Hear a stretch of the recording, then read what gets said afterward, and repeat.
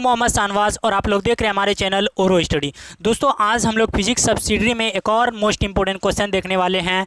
उस क्वेश्चन का नाम है माइकल मोरले एक्सपेरिमेंट, जो कि एग्ज़ाम में ज़्यादातर पूछा ही जाता है हर साल करके।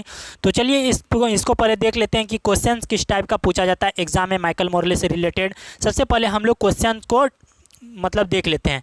क्या क्वेश्चन अगर एग्जाम में पूछा जाएगा तो क्वेश्चन इस टाइप का पूछा जाएगा, describe Michael Morley experiment and deduce how the negative result of experiment are expended. ठीक है, और आपको अगर किसी भी क्वेश्चन में अगर ये क्वेश्चन डायरेक्ट नहीं रहा तो माइकल मोरले एक्सपेरिमेंट अगर दिख जाए तो आपको यही क्वेश्चन का आंसर लिख देना। चलिए वीडियो का सोल्यूशन देखने से पहले चैनल पे न्यू है तो चैनल को सब्सक्राइब कर दीजिए और ज़्यादा से ज़्यादा फ्रेंड सर्कल में शेयर करने का प्रयास कीजिएगा। और हम लोग फिजिक्स सब्सिडरी में इसी तरह का इंपॉर्टेंट क्वेश्चन लाते रहेंगे।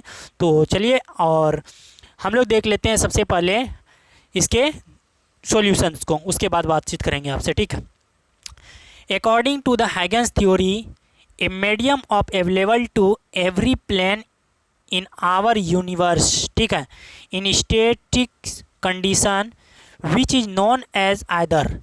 यहाँ तक आपको लिखना है। आइगन्स थ्योरी के अनुसार बोल रहा है कि मीडियम जो है, आइगन्स थ्योरी के अनुसार मीडियम अवेलेबल होता है सभी प्लेस में। ठीक, यूनिवर्स और स्टेटिक में कंडीशन क्या होता है कि ये यूनिवर्स में भी पाया जाता है। ठीक, चलिए हम लोग देख लेते हैं और आगे। The material has the properties of the electricity and the inertia मतलब संवेग जिसको बोलाता है, and all kinds of wave can easily propagate for one place to another place in the presence of either।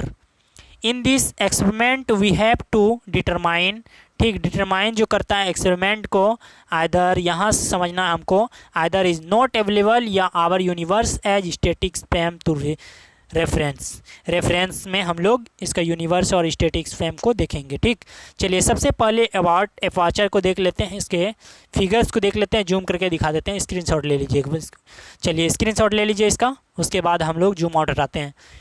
Screenshot ले लीजिए figure का। इसी तरह आपको फिगर बनाना है, फिगर में भी 2 नंबर रहता है। ठीक, चलिए क्या लिखा हुआ है, let us consider a source of the illuminated by monochromatic light of wavelength lambda.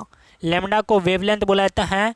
When any rays of light struck at point P then one part of light is reflected along m1, second part is transmitted along m2। ठीक, जब reflect कर रहा है तो उसको m1 नाम दिए और जब ट्रांसमिट कर रहा है तो m2 नाम दिए। व्हेन दीज रे आर रिफ्लेक्टेड। चलिए अब हम लोग देख लेते हैं इससे नीचे, back and again combined at point P, then the phenomenon of interference take place and the phenomenon is considered by telescope। ठीक, यहाँ तक समझ लिए। चलिए अब हम लोग देख लेते हैं मैथमेटिकल्स को। इन राइट एंगल ट्रेंगल लिए पी m1 डैश, ठीक, मान लिए, और C T square equal to V T square plus L square, P m1 को P m2 equal to L बोल सकते हैं। अब C T square minus V square T square लिखे इक्वल टू एल स्क्वायर, और यहाँ से टी स्क्वायर कॉमन लिए तो ये हो गया C square minus V square equal to L square. यहाँ से टी स्क्वायर जब फाइंड करेंगे तो ये हो जाएगा L square upon C square minus V square. ठीक, चलिए अब टी इक्वल टू यहाँ से हो जाएगा एल अपॉन रूट अंदर सी स्क्वायर माइनस वी स्क्वायर, जब स्क्वायर हटाएंगे तो एल इक्वल टू हो जाएगा सी कॉमन लिए तो ये हो जाएगा रूट अंदर 1 minus B square upon C square. ठीक, चलिए ये ऑब्जेक्टिव में पूछा जाता है आपसे। चलिए और देखते हैं आगे, जब इसको ऊपर ले जाएंगे रूट को तो ये हो जाएगा माइनस हाफ हो जाएगा, फिर यहाँ पे एप्रॉक्स में ये मान निकल गया जो कि 1 माइनस एक्स पर पावर एन का एक्सपेंशन करेंगे तो इस टाइप का होता है 1 minus N X plus N X square. चलिए total time by the reflected ray जो निकालेंगे यहाँ से T1 इक्वल टू 2T लग रहा है हमको।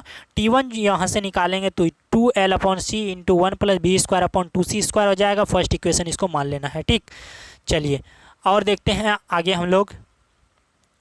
अब क्या करना है, टोटल टाइम जो लगा हमको ट्रांसमिटेड लाइट में, तो T2 इक्वल टू लगा L upon C plus B plus L upon C minus B लगा।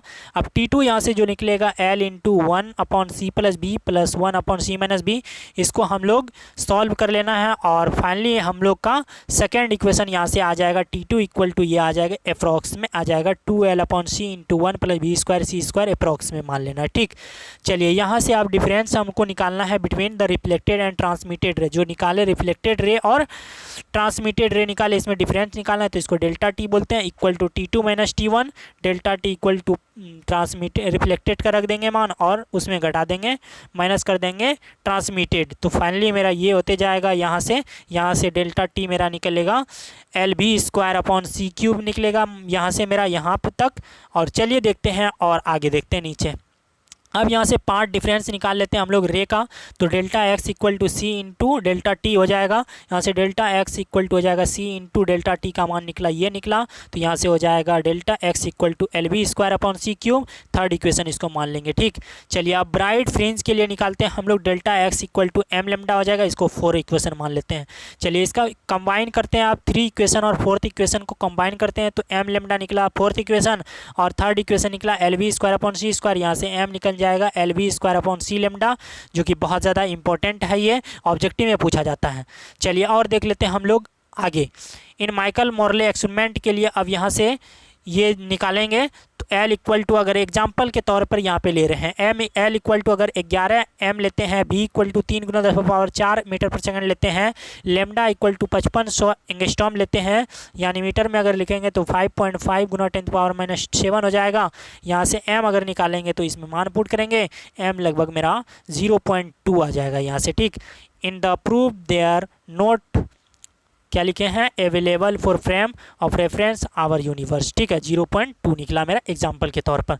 तो आई होप आप लोगों को वीडियो बहुत ज़्यादा इंटरेस्टिंग लगा होगा, पसंद आया होगा। इसी प्रकार का हम लोग धीरे धीरे करते करते सॉल्यूशन देखेंगे, बहुत सारे क्वेश्चंस का भी सॉल्यूशन देखना है, तो बस वीडियो को लास्ट तक देखना है और ज़्यादा से ज़्यादा शेयर भी करना है। चलिए फिर मिलते हैं अगले सॉल्यूशंस के साथ।